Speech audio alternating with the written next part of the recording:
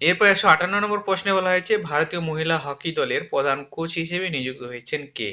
Option A Ida Louis, option B Sjoerd Marijne, option C জ্যাংডামো, option D Natasha Morris.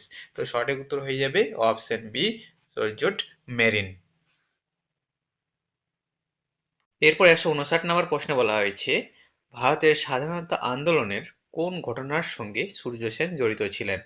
Option A Chittagong অস্ত্রাগার লুণ্ঠন, option B কাকুরি ষড়যন্ত্র মামলা, option C আইন অমান্য আন্দোলন, অপশন ডি হোম রুল আন্দোলন। তো সঠিক উত্তর হবে অপশন এ চট্টগ্রাম অস্ত্রাগার লুণ্ঠন।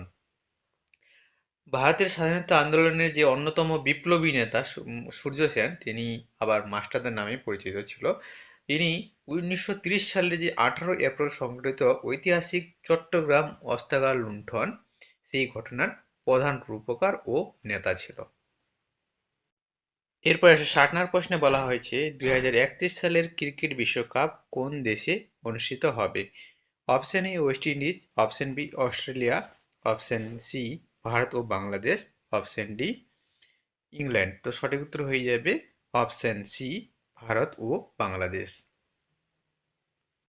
এরপর 160 নম্বর প্রশ্নে বলা হয়েছে 2031 সালের ক্রিকেট বিশ্বকাপ কোন দেশে অনুষ্ঠিত হবে?